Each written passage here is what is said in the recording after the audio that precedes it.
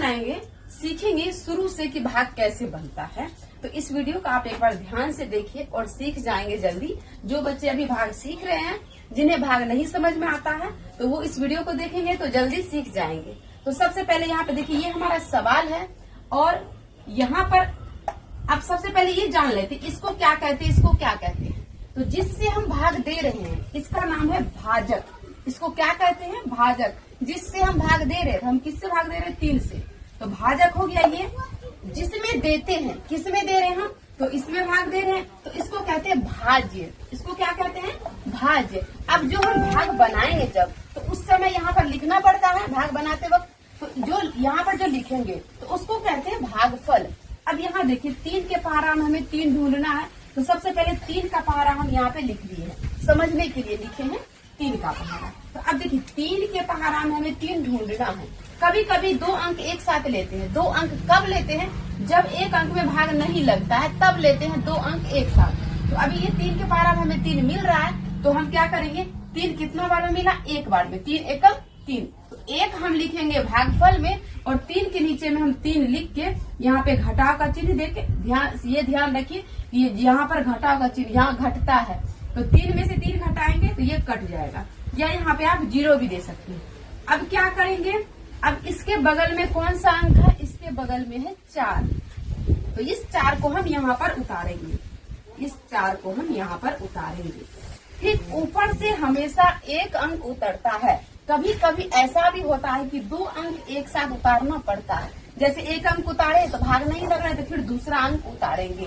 तो दूसरा अंक उतारते हैं तब जब हम यहाँ पर 0 देंगे भागफल में, तब हम दूसरा अंक उतारेंगे। नियम है 1 अंक ही उतारा जाता है ऊपर से। अगर आपको नहीं लग रहा है तो फिर दूसरा अंक उतारने से पहले 0 दीजिए और फिर दूसरा अंक उतारिए। तो फिर चलते अब यहाँ पे देखिए बनाते हैं। 3 के पहाड़ा में अब हमें यहाँ से 4 उतारे। अब 3 के पहाड़ा में 4 ढूंढना है।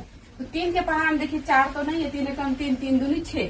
तो 4 से तो ज्यादा है, हम यहाँ पे ज्यादा तो लगाएंगे नहीं क्योंकि यहाँ पर घटता है। तो 3 एकम 3, एक बार में हम 3 लगाएंगे। तो यहाँ पे देखिए भागफल में 1 लिखे और 4 के नीचे में 3 लिख के और यहाँ पर घटा देंगे। तो जब हम 4 में से 3 घटाएंगे तो 1 हमारा बच जाएगा। अब ये देखिए ये 3 से 1 छोटा है तो भाग नहीं लगेगा। अब क्या करेंगे? तो 4 के बगल में क्या है? 2। ये 2 फिर उतारेंगे यहाँ पर। ये 2 हम उतार लिए। तो अब ये बन गया बड़ा, अब ये बन गया 12। अब 3 के पहाड़ा में हमें 12 ढूंढना। देख लेते 3 के पहाड़ा में 12 है या नहीं।